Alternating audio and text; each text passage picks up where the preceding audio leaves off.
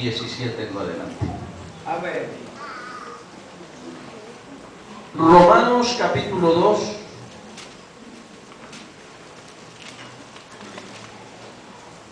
Capítulo 2, versículo número 17. Vamos a leer de manera antifonal lo que dice allí la palabra de Dios. Amén. ¿Ya todos están listos? Amén. He aquí tú tienes el sobrenombre de judío y te apoyas en la ley y te glorías en Dios.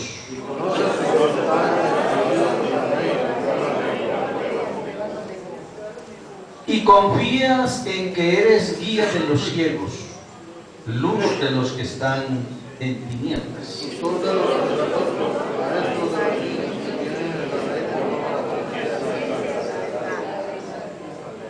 Tú pues que enseñas a otros, no te enseñas a ti mismo. Tú que predicas que no se ha de hurtar, hurtas.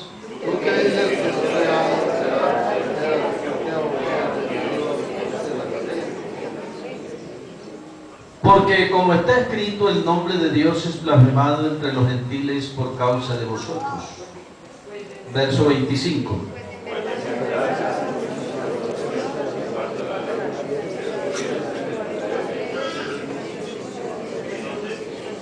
Verso 26. Si fuese el incircunciso guardare las ordenanzas de la ley, ¿no será tenida su incircuncisión como circuncisión?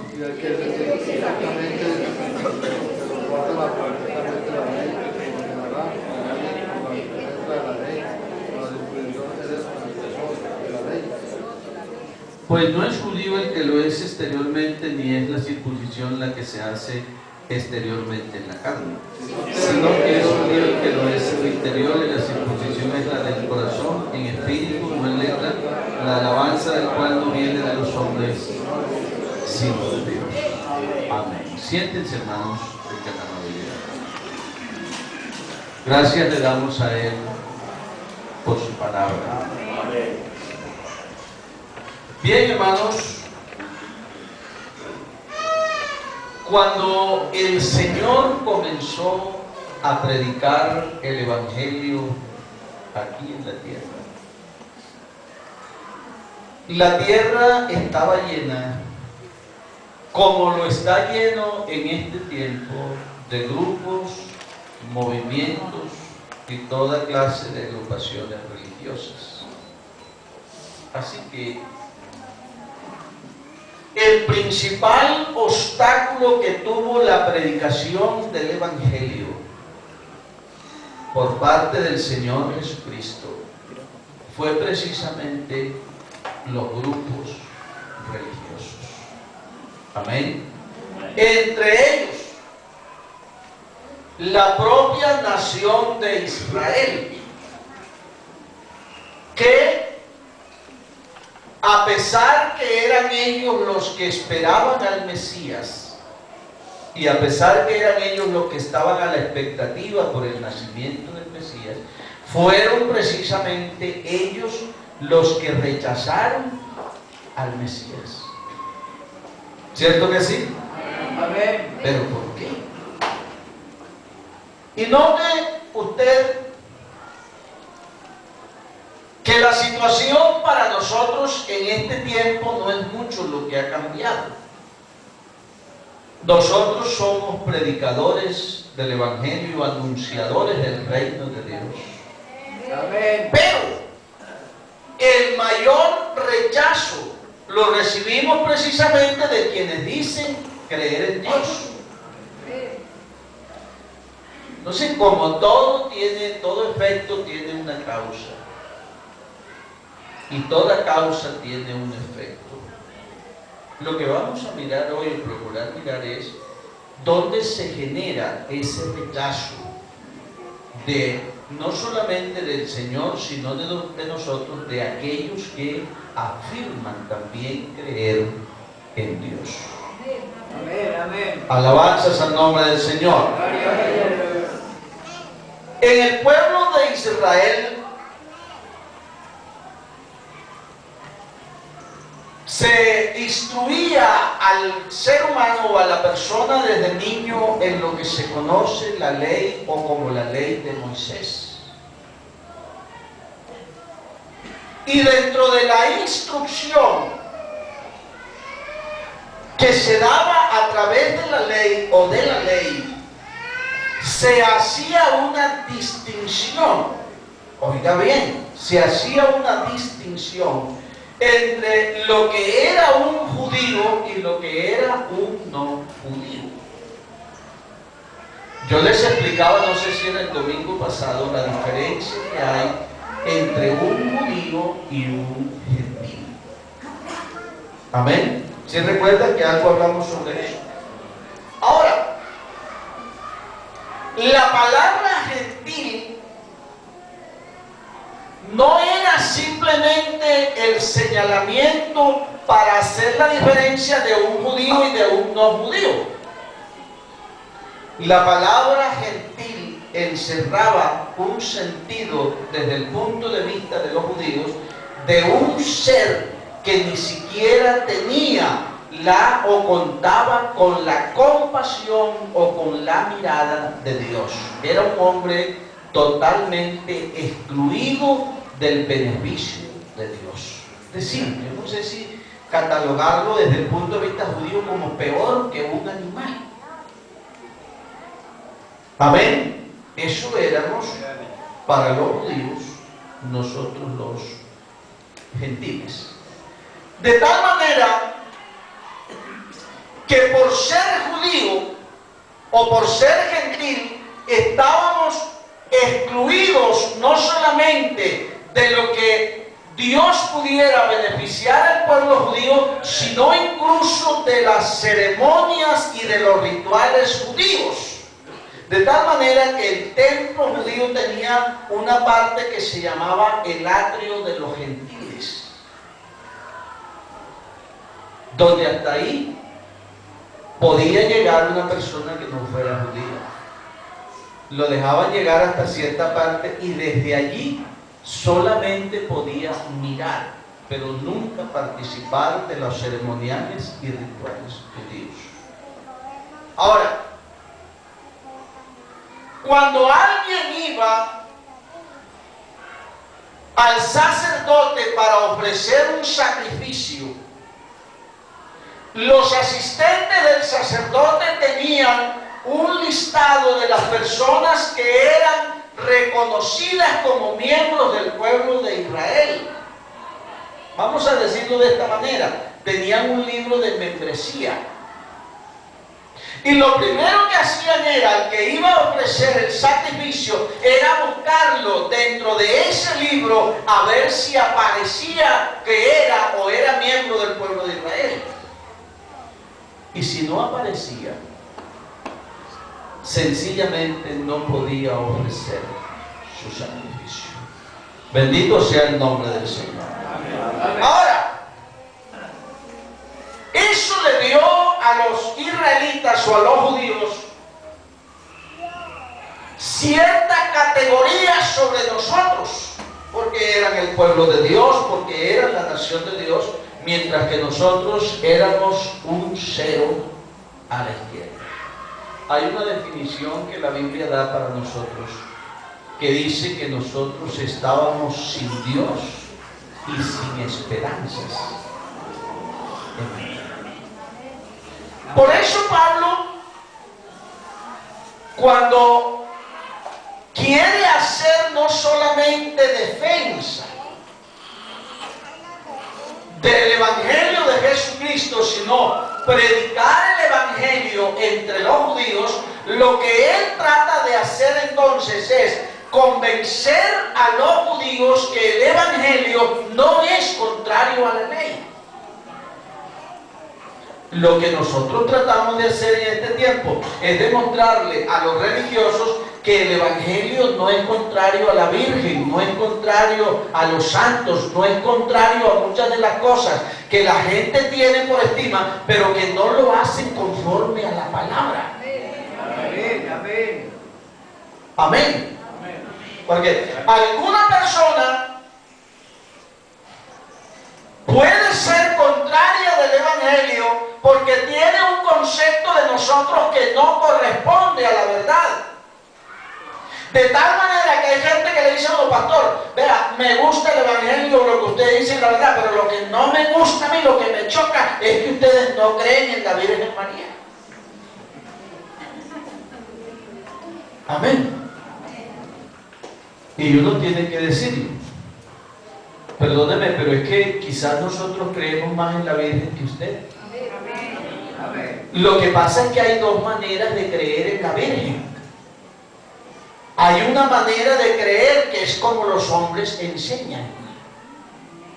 Y hay una manera de creer, es como dice la Escritura, lo que dice la Escritura de la Virgen. ¿Cuál es el gran engaño del mundo religioso frente a la Virgen? Hermanos, según el calendario gregoriano, que es el que nos rige a nosotros, la Virgen existió hace más de 2000 años. Y las cámaras fotográficas son un invento moderno. Creo que no tienen arriba de 150 años que se inventó la primera cámara fotográfica. Así que la Virgen no se tomó una foto. No existen fotografías de la Virgen María. Nadie tiene una foto de ella. Pero en algún momento del tiempo alguien se imaginó, y en este sentido, lo que yo quiero decir, imagen, en este sentido viene de imaginación. Alguien se imaginó cómo era la Virgen y hizo un muñeco. Hizo un muñeco. Y le hizo creer al mundo religioso. Le hizo creer al mundo religioso que ese muñeco que había hecho, que esa imagen que había hecho, era la imagen de María. Y el mundo religioso se dejó engañar. Y acogieron esa imagen como si fuera la imagen de María. Y empezaron a venerarla y empezaron a adorarla. Y uno tiene que decirle a la gente, nosotros creemos en María, pero lo que no creemos es en ese muñequito. Amén. ¿Por qué? Porque vean, hermanos, yo siempre tomo como ejemplo esto cuando quiero ilustrar lo que digo de María. Yo aquí llevo escasamente un año en Santa Bárbara. La mayoría de los antepasados de ustedes yo no los distingo, no los conozco. Supóngase que a mí me dan un madero y me voy yo a un taller o a una cañada en cualquier lugar y empiezo a hacer una imagen, una figura. Y después que tengo una imagen, lo llamo a usted, le digo, venga acá, venga para que vea a su abuelito, venga acá, le dice a su abuelito. Yo no sé cómo era su abuelito o su abuelita, no sé cómo era físicamente. Entonces yo hago el muñeco y cuando usted ve el dicho, el susodicho o el bendito muñeco que yo hice de su abuelito, de su abuelita, hermano, ¿usted cree que usted se va a tragar el cuento de decir, ay, verdad, ese es mi abuelito, como lo hizo de igualitico, vea, igualitica? No, usted me dirá, ¿sabe qué, pastor? Respéteme, hombre, respéteme, ¿cómo va a decir usted que ese es mi abuelito? Hacer yo eso es faltarle al respeto a usted. Quien hizo la imagen de la Virgen sin saber cómo era la Virgen es faltarle el respeto a la Virgen. Y adorar una imagen supuestamente de la Virgen sin ser de la Virgen, hermano, es una falta de respeto a la Virgen. Voy a adorar una imagen de alguien que no le corresponde. O usted cargaría la imagen de un viejo cualquiera que no es su papá o no es su abuelito, a decir, no, es que yo cargo aquí a mi abuelito. ¿Cómo va a cargarle y decir que eso no es? Nosotros creemos de la Virgen en el sentido de lo que dice la Biblia, que fue una mujer santa, ¿cierto? Que fue una mujer temerosa de Dios y que fue una mujer sujeta a Dios.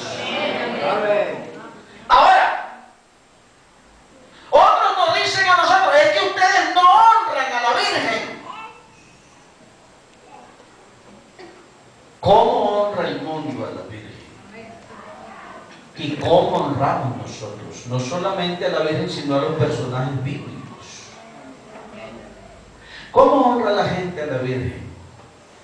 Con el muñequito en una procesión, con el muñequito allá en un altar, con el muñequito aquí en el pescuezo, con un escapulario o en la mano, y otros se lo ponen abajo en el tobillo. O con un calendario en la cartera. Esa es la manera como el mundo religioso honra a la Virgen. Pero lo que aparentemente es una manera de honrar, si nosotros lo analizamos con cabeza fría, en realidad no es una manera de honrar, sino de deshonrar a la Virgen. ¿Cuántos religiosos tienen el escapulario de la Virgen en la mano? Y ahí no agarran el revólver y le pegan 3 tiros a otro, o el cuchillo y atracan y matan al otro. ¿Ah? Esa es una manera de honrar a la Virgen. ¿Cuántos hombres llevan el escapulario de la Virgen en el pescuezo y no van a los bares y se acuestan con las rameras? Una vez estaba hablando yo con una señora y salía un hijo de ella. Le digo, ma, acompañe, sí, hijo, que la Virgen lo acompañe. Y yo le dije a la señora, ¿usted sí cree realmente que la Virgen lo va a acompañar? Claro, ¿cómo no? Y ahora que él se meta ahí al burdel, entonces la Virgen entra con él o se queda afuera esperándolo. ¿Cómo hace? ¿Ah? Bueno, es que el mundo religioso se inventa unas cosas que si uno la analiza a la luz de la palabra y del sano criterio espiritual, hermano, no son formas de honrar, son formas de deshonrar. Eso era lo que tenía todo ese montaje religioso de los judíos. Hermano, los judíos estaban enceguecidos. Los judíos pensaban que con el solo hecho de ser judíos ya era suficiente para ser justos, y no es así. El mundo religioso de la actualidad cree que porque tienen, digamos, una organización religiosa, porque tienen unos rituales, porque tienen unos ceremoniales, porque tienen una capacidad a nivel de gobierno, a nivel de autoridad, piensan que ya con eso tienen el cielo y son salvos, y no es así. Cuando Pablo comienza a convencer a los judíos acerca de la necesidad de arrepentirse, lo primero que tienen que hacer es demostrarles que el hecho de ser judío para ser salvo no vale. Lo que nosotros hacemos con el hombre religioso es demostrarle por la palabra que con el solo hecho de ser religioso, eso no le sirve para ser salvo. Porque el asunto no es decir. Anoche dedicábamos en un culto de los jóvenes allá en Caldas, y decíamos o aprendíamos que lo que el mundo religioso está haciendo en el momento es entretener a la gente para que no miren hacia el Evangelio de Jesucristo, y lo entretienen de muchas maneras. Él me enseñaba en estos días que la estrategia del mundo religioso está en hacer lo que nosotros hacemos. Cantan igual a nosotros, oran ya igual a nosotros, predican ya igual a nosotros, pero no son nosotros. Porque esa cuestión de entretener al ser humano podrá alivianar en algo.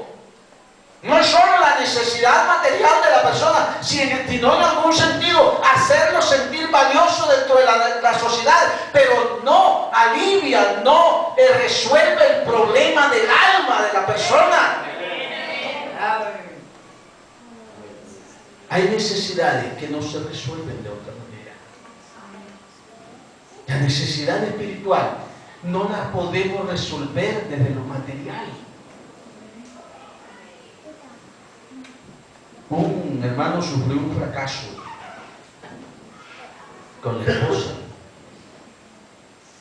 Y tenía su hijo como de 3 meses, 1 año. Y dijo, para que mi hijo no sufra las barbaridades que se sufren con una mujer, me lo voy a llevar para el campo y no lo voy a dejar conocer mujer hasta que muera de viejo. Y se lo llevó. ¿Y sabe qué le enseñaba al muchacho?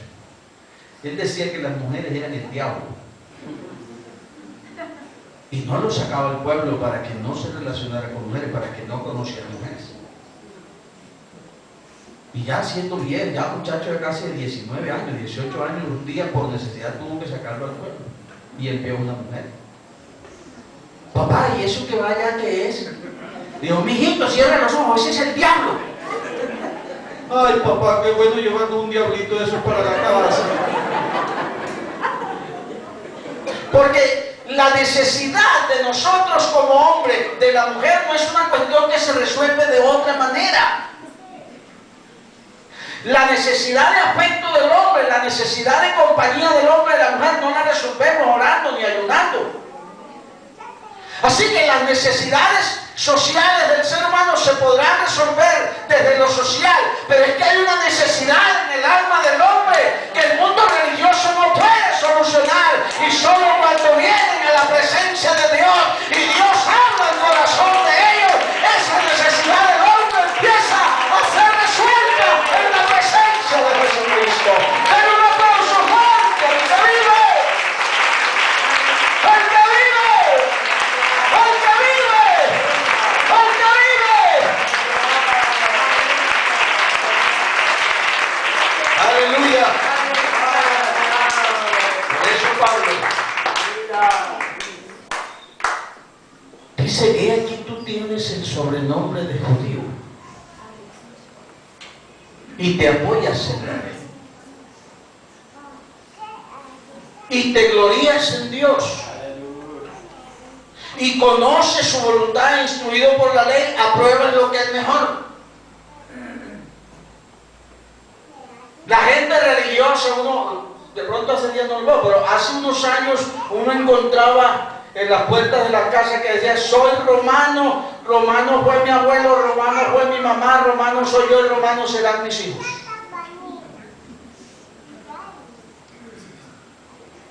Tú tienes el sobrenombre de judío, y pensar que con decir que eran romanos ya resolvían el problema de la salvación o la situación de la salvación. El judío se gloriaba de ser judío y se apoyaba en la ley, se gloriaba en Dios y conocía su voluntad, e instruido por la ley aprobaba lo mejor. Porque otra de las cosas que los religiosos siempre trataban como de menospreciar al que predicaba el evangelio, decía, ¿y usted qué estudio tiene? Decía el hermanito, no, pues yo soy un cabalcito de café, no, pero ¿qué estudio tenés? No, yo no estudié. Entonces, ¿qué me va a enseñar usted? Mi líder se quemó las pestañas, tantos años en la universidad, tiene tantos títulos, ¿y usted qué me va a enseñar? Es que el conocimiento de Dios, yo lo he dicho, hermano, y yo lo seguiré diciendo hasta la saciedad, el conocimiento de Dios se da a través de la experiencia que el hombre tiene con Dios. Amén. Ustedes pueden hablar de la teoría de la fiebre.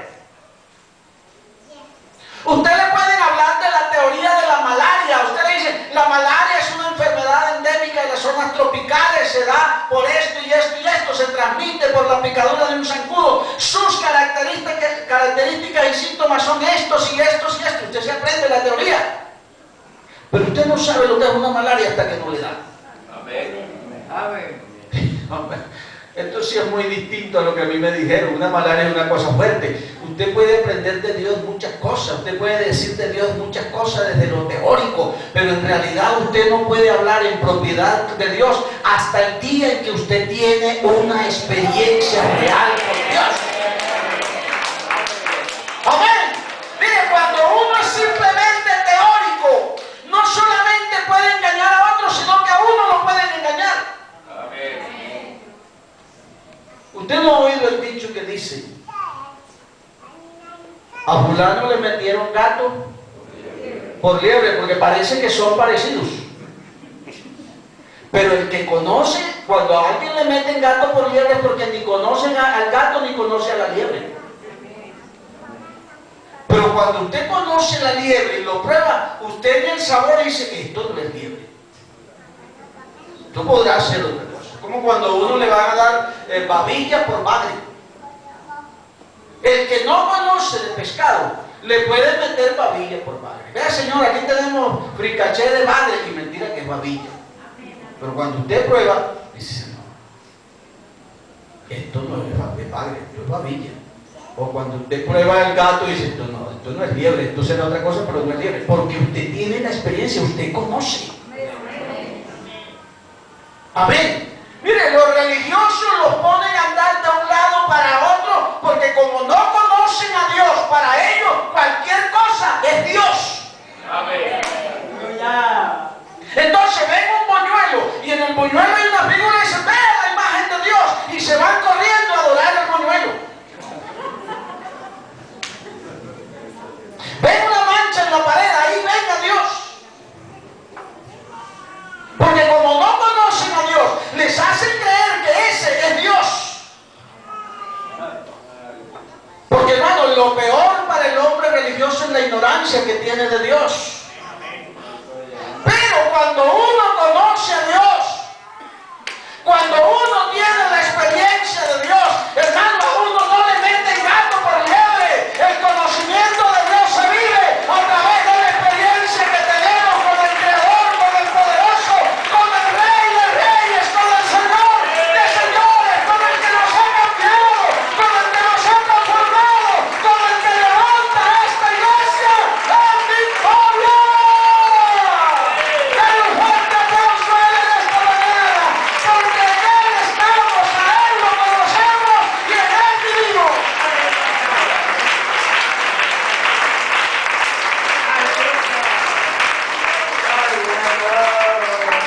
Una de las características del judío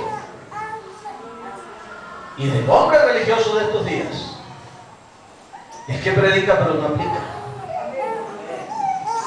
Amén. Predica pero no aplica. Y eso es lo que el Señor cuestiona, lo que Pablo está cuestionando de los judíos. Tú que predicas que no ha de hurtarse, hurtas. Tú que predicas que no se ha de hacer esto, lo haces. Y dice, ¿crees tú que escaparás del juicio de Dios? Hermanos, el mundo religioso dice, pero no hace. Y eso es prueba de la ignorancia que tiene el mundo religioso de Dios. Porque nosotros conocemos a Dios y hacemos la palabra de Dios, no porque se nos dice que debemos hacerlo, sino por el convencimiento que tenemos de Dios y por la experiencia que tenemos de Él. Nosotros obramos conforme a la palabra de Dios. Porque la vida cristiana es una vida para disfrutar, no para obrar por amenazas o por obligación o por esto o por aquello, como muchas veces actúa el mundo religioso. Si no hace eso, lo excomulgamos. Si no hace aquello, hay que hacer esto, y que esto es aquello, y que esto es de esta manera. Nosotros somos instruidos por la palabra y nuestra obediencia a Dios es voluntaria. Amén. Amén. En nosotros se cumplió lo que dice la Escritura. Amén. Que si alguno quiere venir en pos de Él, ¿qué dice la Escritura? Niéguese a sí mismo. ¿Quién nos obligó a nosotros a dejar lo que antes para nosotros era casi parte de nosotros, los vicios y muchas cosas que teníamos? ¿Quién nos obligó a dejarlo? ¿A quienes lo amenazaron diciendo, ¿sabe qué, hombre? ¿Sabe qué? Si usted no deja de fumar cigarrillo, ya mismo ni sabe lo que le va a pasar. Porque el compromiso de nosotros es con Dios. El compromiso de nosotros no es con la institución. Amén. Por eso nosotros no hacemos lo que hace la religión, que la religión bautiza a un niño y cuando está grande dice, no, es que usted es esto porque usted lo bautizaron desde pequeño. No, es que el compromiso de nosotros no es con la institución. El compromiso de nosotros es con Dios. Amén. Amén. Aleluya. Nosotros estamos aquí no porque pertenecemos a un sistema religioso. Nosotros estamos aquí porque conocimos a Dios, porque nos convertimos a Él, porque tenemos la experiencia de Él y porque en Él no solamente estamos seguros, sino que en Él tenemos la promesa de la vida eterna, la cual estamos seguros que Dios cumplirá al final de los tiempos. Por eso estamos aquí. Amén. Y sabe, ya con esto termino, sabe que el nombre de Dios entre los gentiles estaba cayendo en descrédito por causa del testimonio de los judíos. El nombre de Dios era blasfemado entre los gentiles porque los judíos, en su característica de predicar y no aplicar, hacían vano la imagen y hacían vana la acción de Dios entre los judíos. ¿Sabe qué dicen los árabes frente al cristianismo? Dicen, a mí me da lástima el Dios de los cristianos. A mí me da pesar del Dios de los cristianos. ¿Por qué? Una de las maneras de irrespetar y menospreciar a Dios es desconociendo lo que Dios dice. Amén. Yo vi una acción de un hermano que le dijo al niñito, no te salgas para la calle. Ay, ven al cucho que no me salga para la calle, para allá es que voy. Y digo, para allá es que vas, venga, venga. Porque esa reacción del niño significa menosprecio a la autoridad de su papá. Si le dijo no salga, no salga. Cuando el muchacho valora y respeta lo que el papá dice, pero cuando el muchacho no valora ni respeta lo que el papá y la mamá dice, se va. Esto quiere decir que para él, el papá y la mamá, o lo que diga el papá y la mamá, vale un diente de ajo. No vale nada. ¿Sabe qué dicen los árabes? Me da pesar el Dios de los cristianos, porque Dios les dice una cosa y ellos hacen otra. Porque el nombre de Dios es blasfemado entre los hombres por causa de los religiosos. Por causa de los religiosos. El borracho se persina y dice, es que Diosito está conmigo. Diosito está conmigo, pero el borracho no sabe que la Biblia dice que los borrachos no heredan el reino de Dios. Y si los borrachos no heredan el reino de Dios, ¿dónde está Dios con el borracho? ¿Dónde está? El tipo que tiene las 5 mujeres y tiene los 25 hijos dice, es que yo sé que Dios me va a ayudar a levantar esta familita. Sí, pero la Biblia dice que los adúlteros no heredan el reino de los cielos. Entonces, ¿dónde está Dios con el adúltero? Dios no está para salvarlo, Dios está con él para llamarlo al arrepentimiento, para que se convierta, para que deje de hacer lo malo. Y entonces cuando deje de hacer lo malo y se convierte, entonces Dios sí lo recibe con los brazos abiertos y lo cuenta entre los suyos.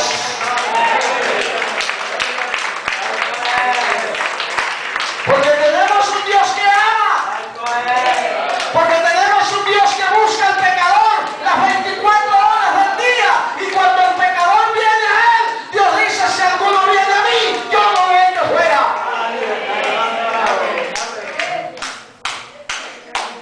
Hermanos, tenemos un mundo religioso, no al cual enfrentar. Tenemos un mundo religioso al cual tenemos que seguirle predicando. Así nos digan a nosotros Dios les bendiga, así muestren signos o señales de que hablan y mencionan a Dios todos los días. Hermanos, nosotros sabemos por sus obras que están vacíos de Dios. Y si están vacíos de Dios, la tarea de la iglesia, hermano, es presentarles a Dios como el poderoso que puede llenar sus almas de su presencia y salvarlos para la vida eterna. Hay que seguir anunciando. Hay que seguir predicando. No sabemos el tiempo que nos reste, pero lo que nos reste de tiempo hay que invertirlo en seguir presentando a Jesucristo como el solo soberano Dios que da vida y vida en abundancia al pecador que se arrepiente. Vamos a estar de pie, hermanos, y vamos a darle gracias a Dios en esta